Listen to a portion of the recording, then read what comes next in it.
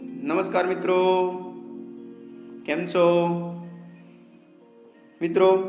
આજના વિડીયોમાં જોઈશું વિષય ગણિત, ધોરણ 6, એકમ 2, પૂર્ણ સંખ્યાઓ ના સ્વાધ્યાયન પોથીની સમજૂતી.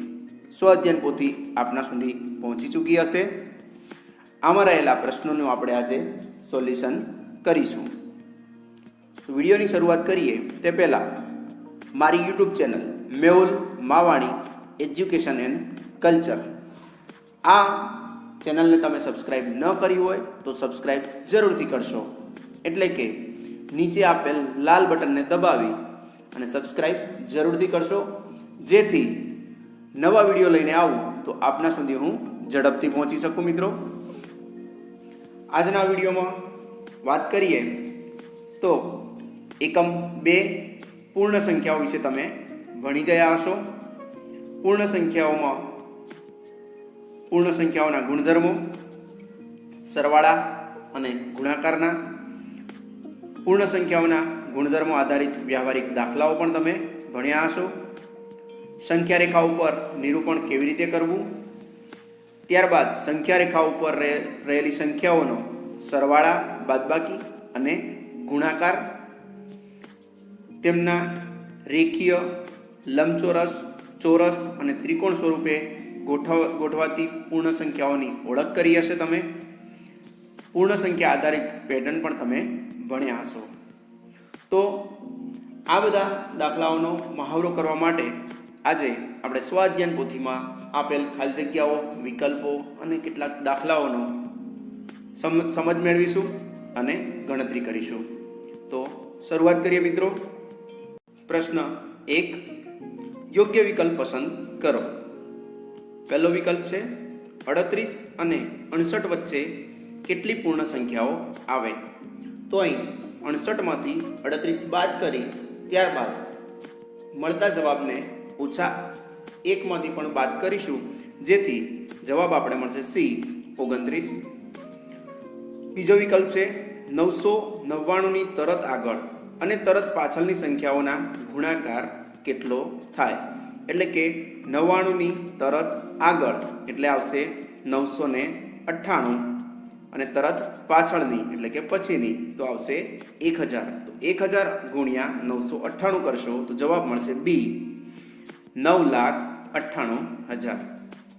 ત્રીજો વિકલ્પ છે શૂન્ય સિવાયની કોઈપણ પૂર્ણ સંખ્યા અને તેની તરત પછીની સંખ્યાનો ગુણાકાર ખાલી જગ્યા થાય. તો અહીંયા શૂન્ય સિવાયની કોઈ પણ પૂર્ણ સંખ્યા એટલે આપણે અહીંયા ઉદાહરણ તરીકે લીધું છે 3 ગુણ્યા 4. તો 3 અને 4નો ગુણાકાર કરતા જવાબ મળે છે 12. આ સિવાયની કોઈ પણ તમે પૂર્ણ સંખ્યા લઈ શકો છો અને બંનેનો ગુણાકાર કરી જવાબ મળશે તે હંમેશા બેકી સંખ્યા મળે છે. માટે આ વિકલ્પનો સાચો જવાબ છે B બેકી સંખ્યા. વિકલ્પ 4, 25માં એક પૂર્ણ સંખ્યા ઉમેરતા મળતી સંખ્યા અને 25માંથી તે જ પૂર્ણ સંખ્યા બાદ કરતા મળતી સંખ્યાઓનો સરવાળો કેટલો થાય?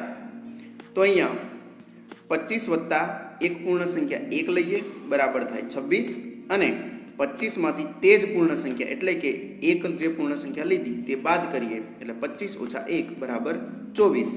તો અહીં મળેલ બે પરિણામ 26 અને 24નો સરવાળો કરીએ તો જવાબ મળશે 50. એટલે કે ચોથા વિકલ્પનો સાચો જવાબ છે C 50. 5 નંબરનો વિકલ્પ જોઈએ. નીચેનામાંથી કયું સાચું નથી? તો સાચો જવાબ છે C, આપેલ વિકલ્પ સાચો નથી.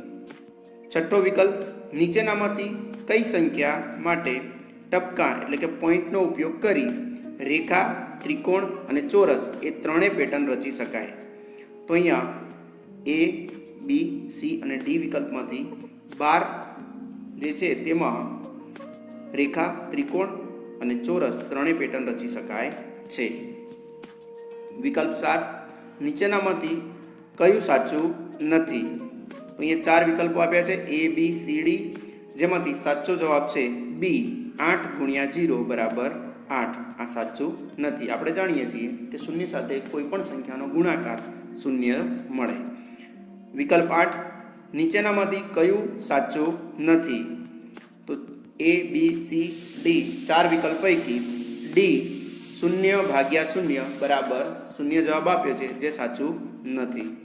9મો વિકલ્પ 58 અને 80 વચ્ચે કેટલી બેકી સંખ્યાઓ મળે? તો 58 થી 80 વચ્ચે મળતી સંખ્યાઓમાં બેકી સંખ્યાઓ જોઈએ તો એ 10 સંખ્યાઓ મળે. તો વિકલ્પ છે એ 10. ખરા ખોટા જોઈએ મિત્રો. પ્રશ્ન 2 ખરું કે ખોટું તે જણાવો. 10 નંબર દરેક પૂર્ણ સંખ્યાઓની પૂર્વે અને અન્ય પૂર્ણ સંખ્યા જ હોય છે. ફરી એકવાર વાંચીશું મિત્રો. દરેક પૂર્ણ સંખ્યાઓની પૂર્વે અન્ય પૂર્ણ સંખ્યા હોય જ છે. તો આ વિધાન ખોટું છે, એટલે આપણે ત્યાં ખોટાની નિશાની કરીશું, ચોકડી મારીશું. 11 દરેક પૂર્ણ સંખ્યાની પછી અન્ય પૂર્ણ સંખ્યા હોય છે. તો આ વિધાન સાચું છે, એટલે ખરું કરીશું. 12મું કોઈ પણ બે પ્રાકૃતિક સંખ્યાઓ વચ્ચે એક પ્રાકૃતિક સંખ્યા હોય છે. આ વિધાન પણ ખોટું છે, તો ચોકડી મારીશું. ગુણાકાર માટેની તટસ્થ સંખ્યા 1 છે, જે આપણે સૌ જાણીએ છીએ. ત્યાં ખરું કરીશું. 14મો ખરું ખોટું જોઈએ. એક એવી પૂર્ણ સંખ્યા છે કે જે બીજી પૂર્ણ સંખ્યામાં ઉમેરતા જવાબ આ બીજી પૂર્ણ સંખ્યા જ મળે છે. તો આ વિધાન ખોટું છે.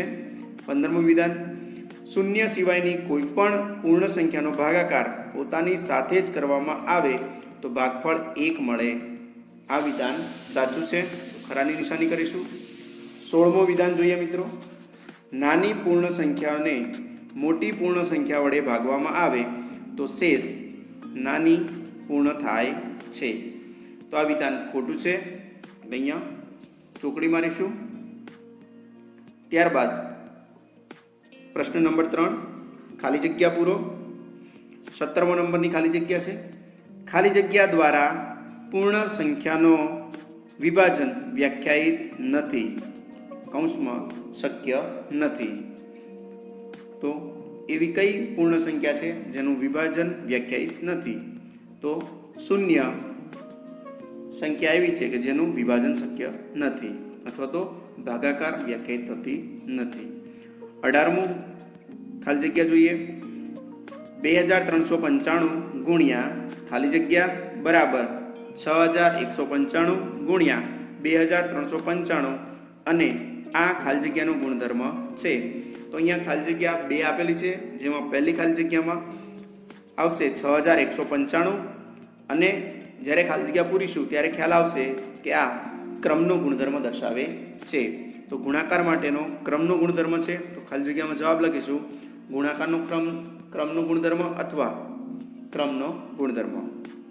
19મો ખાલી જગ્યા જોઈએ તો 125 વત્તા કૌંસમાં 16 વત્તા 17 બરાબર કૌંસમાં 125 વત્તા ખાલી જગ્યા વત્તા 17 અને આ ખાલી જગ્યાનો ગુણધર્મ છે.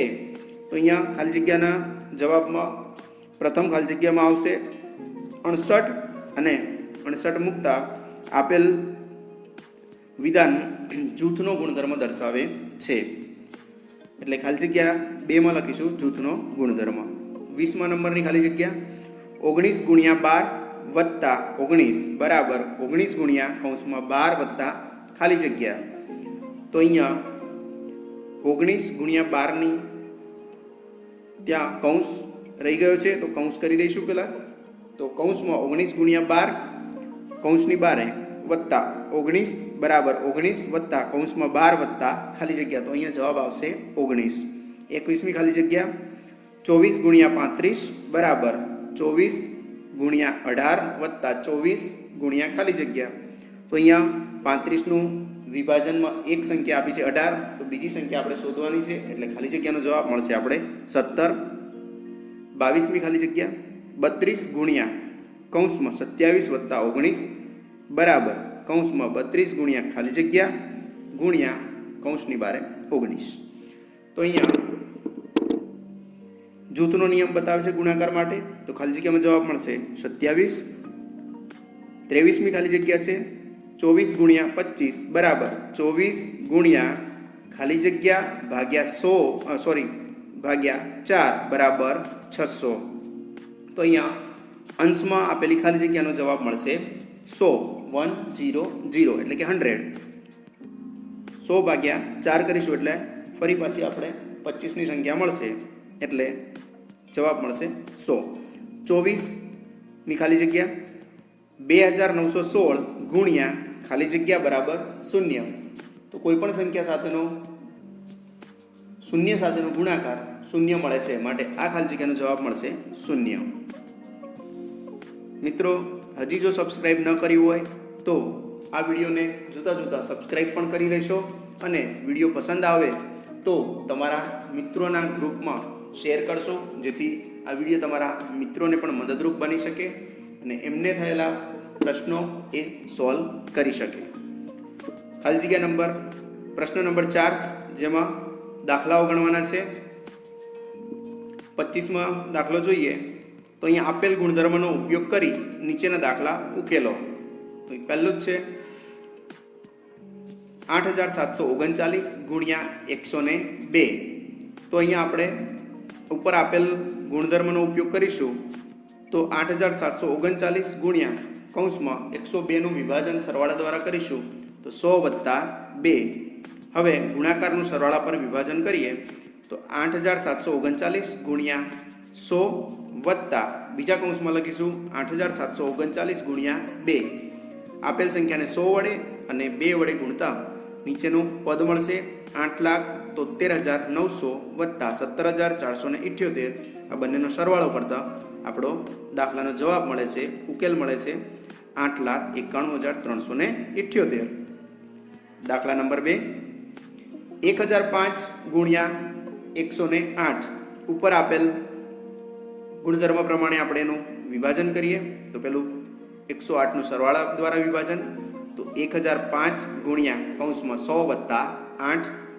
હવે 1005ને 100 અને 8 દ્વારા ગુણાકારનું વિભાજન કરીએ તો 1005 ગુણ્યા 100 બીજા કૌંસમાં 1005 ગુણ્યા 8 અને આ બંનેનો સરવાળો કરીશું તો જવાબ નીચેના પદ સ્વરૂપે મળશે 1,05,000 વત્તા 8,040 અને આ બંનેનો સરવાળો કરતા આપણા દાખલાનો ઉકેલ મળશે 1,08,540. ત્રીજો અને ચોથો દાખલો અહીંયા આપેલો છે, જે મિત્રો તમારે આ જ ગુણધર્મનો ઉપયોગ કરી ઉપરના આપેલ દાખલા મુજબ એ પદ્ધતિથી તમારે પ્રયત્ન કરવાનો છે. તો આ તમારા મહાવરા માટે મૂકેલા છે.